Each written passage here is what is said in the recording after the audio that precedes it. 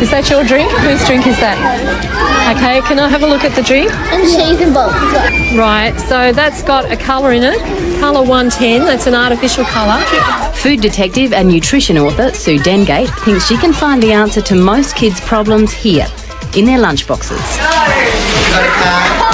You might need to be a food scientist to decode the information, but these children are walking test tubes. It's really bad. In the past few decades, hundreds of additives have crept into their food.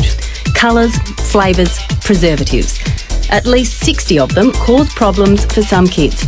But which additives affect which kids? Food companies are leaving parents to find out that for themselves, and the results have been disastrous. The authorities have really dropped the ball when it comes to protecting our children. Over the next 2 weeks, these children from Nana Glen Primary School in New South Wales will be cutting the additives from their food. They have a list of nasties to avoid, and for any 6-year-old, it's quite a mouthful. Sorbates, benzoates, nitrates, glutamates. Sometimes they're words, sometimes numbers. Always in the fine print and hard to find unless you know what to look for. Their parents have been armed with the same information, and the canteen will only serve food with natural ingredients. What food aren't you going to eat now? I can't eat colours, preservatives and flavours. The effects of a food intolerance can be subtle. The child who fidgets, the child who can't concentrate, the child who has no friends. They were pretty good in the classroom, but they really seem to be playing up now. Is it my imagination, or are they louder since they've been eating lunch? And this is what you expect, and I think next time we're here you'll see they're quieter and calmer.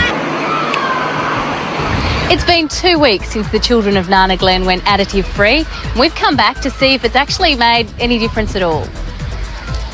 Okay, you guys, hurry up. First stop, the principal's office. Laurie Renshaw had to ask teachers, students and parents to cooperate, and he was stunned by the result. Just as an example, this year we've averaged 6 students on detention per week. Over this last week we haven't had 1 student on detention. That speaks volumes for itself. I can see a... So, onto the classrooms to see the results firsthand. Kindergarten teacher Jenny Wiseman. They listen to instructions better, and they're not so impulsive. I think that's probably the biggest change that I've seen, that they think before they do things, think before they act. Okay, we're going to put that on the stove? Yep. Parents also couldn't believe the most seemingly benign foods could be having such a detrimental effect on their child's behaviour. Helen Barrett found out her son Liam reacted to additive 160B, found in vanilla ice cream and yoghurt. Removing it from his diet changed his life. His behaviour improved, the tantrums stopped, the head banging stopped, and basically we've gone from strength to strength from there. It's basically changed our life, because now I don't spend my whole day with a child that says no every time I ask him to do something. I have a child that I enjoy being with, and he's just a beautiful, unique creature. Most tellingly is what the kids say themselves. I was getting more friends because I wasn't being so mean as I used to be. I've been sleeping much better, because before I used to, when my mum or dad talked to me, and I'd always take a while to go to sleep. But now when my mum or dad puts me to bed, I go straight to sleep. People used to leave me out because I used to get really angry, and now they're playing with me and all that. Behaviour isn't the only thing affected, there are physical symptoms as well. There were less incidences of bedwetting, headaches, stomach aches and skin rashes. In fact, 60% of children who appeared to have nothing wrong with them are better behaved on an additive-free diet. Nothing but positive feedback. Are you surprised? You might remember, I told you so. We've seen this so many times before.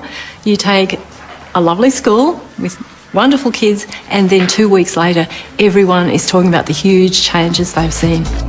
A study recently published in the UK proved the long-suspected link between food additives and hyperactivity.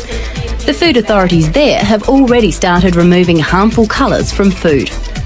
How long will Australians have to wait for similar action to be taken here? I would like to see this program in every school, but more than that, I would like to see these nasty additives taken out of food, because it's too hard for parents at the moment to give their kids food that keeps them healthy and happy and learning well.